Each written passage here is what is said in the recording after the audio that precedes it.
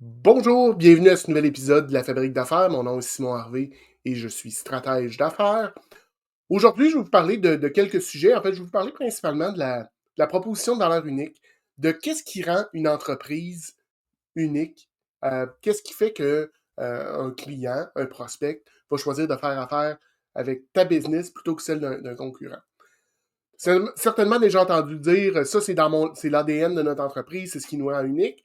Mais c'est important de le comprendre, puis c'est important de savoir qu'est-ce que c'est ultimement pour vous, pour ta business, cette proposition de valeur unique-là, ce qu'on appelle en anglais Unique Selling Proposition. Donc, qu'est-ce qui fait qu'on est unique, entre guillemets, sur le marché? Euh, En fait, il faut comprendre pourquoi est-ce qu'un client se tourne vers nous, qu'est-ce qu'un client vient choisir, qu'est-ce qui l'a attiré, qu'est-ce qui fait que dans toute l'offre qui existe sur le marché présentement, il a choisi de faire affaire avec notre business et pas celle de quelqu'un d'autre. Ça nous permet un peu de se positionner dans le nous versus eux. Euh, Qu'est-ce qui fait que nous, on est, en guillemets, meilleur ou mieux adapté à un client, à un type de clientèle que d'autres partenaires, que d'autres concurrents? Ben, quelque part, il faut réfléchir à notre proposition de valeur unique, utiliser des mots qui sont importants dans le sens, les mots ont une importance et c'est pas juste de les mettre en ordre et faire une phrase, mais le poids des mots dans votre proposition de valeur unique a une valeur. Donc, c'est important, première des choses, que ça soit unique. Il faut que ça soit pertinent. Euh, Ultimement, il faudrait que ça soit mémorable pour que le client, une fois qu'on lui a présenté, il s'en rappelle, puis que s'il ne prend pas la décision d'achat dans le moment immédiat, ben dans 3, 4, 12 mois, il se souvienne encore de votre proposition de valeur, puis qu'il ait le goût de faire affaire.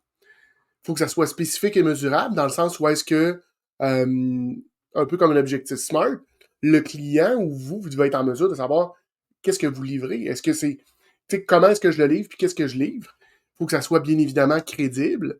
Euh, j'ai beau dire que j'offre, je sais pas, la meilleure fusée spatiale au monde, c'est pas crédible. J'ai aucune crédibilité dans ce domaine-là, je n'ai pas de fusée spatiale. Je pourrais dire que ça tient pas en route, donc c'est pas crédible. Puis, il faut que ça soit centré sur le bénéfice du client. C'est beau que ça vous aide, que ça vous fasse sentir bien, mais il faut que ça soit bénéfique pour le client.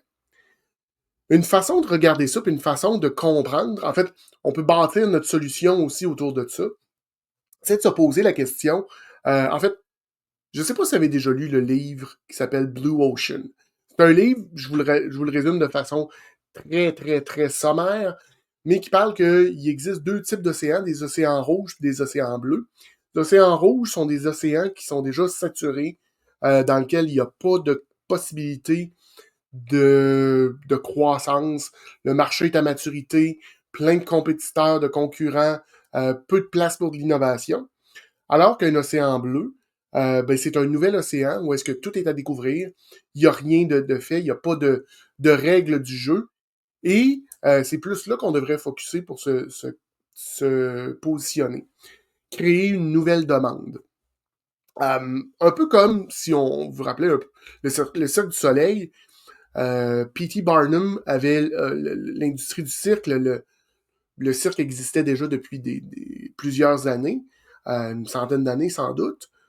Mais le Cirque du Soleil est arrivé avec a rendu le monde du cirque complètement différent en amenant une touche beaucoup plus théâtrale, beaucoup plus artistique, pas focusé sur les animaux, mais focusé sur l'humain, focusé sur les prouesses physiques de ces artistes. Ben, ça a complètement révolutionné son monde. Donc, comment est-ce que vous pouvez faire dans vos business pour faire la même chose? Puis jusqu'à un certain point, pour rendre votre concurrence non pertinentes, les sortir complètement du terrain, puis qu'ils soient un peu perdus par votre innovation, par votre valeur. Je me souviens pas dans quel livre j'ai pu lire ça, puis peut-être que c'est dans Blue Ocean, faudrait que je vérifie. Mais un gars qui s'appelle Cal Fossman, C-A-L Fossman, ça s'écrit F-U-S-S-M-A-N, qui dit Be better, be different, not better. Soyez différent, pas mieux. Ce qui est important, puis les gens cherchent l'unicité. Vous avez tous et toutes votre ADN, votre saveur unique. Ben, mettez-la de l'avant, puis assurez-vous que c'est ça que vos clients achètent. D'ailleurs, quand vient le temps de développer une solution, c'est un peu en parallèle à ce que j'apporte là, mais il y a toujours aussi le dilemme de savoir est-ce que j'offre une solution toujours sur mesure ou est-ce que j'offre une solution toujours prête à porter off the shelf. C'est un dilemme parce que le sur-mesure permet d'avoir exactement ce que le client nous demande à toutes les fois. Par contre, dépendamment de notre industrie, dépendamment de de la taille de notre entreprise, parfois ça devient très, très, très difficile dans le sens où on veut faire ce qu'on appelle du excusez-moi, du scaling up et ça devient impossible si on est toujours en train de réinventer puis de faire des prototypes pour essayer des nouvelles choses. Donc, il faut trouver cette juste balance-là.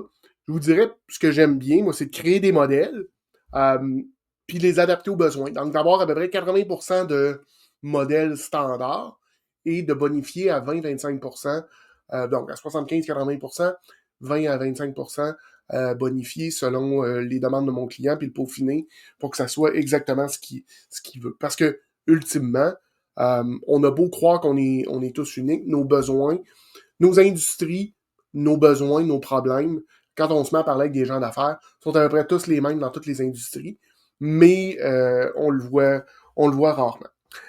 C'est un épisode plus court. J'essaie cette formule-là.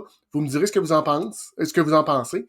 Je vous souhaite une belle semaine, des belles ventes, puis on se reparle prochainement pour une autre fabrique d'affaires. Bonne semaine tout le monde. Bye.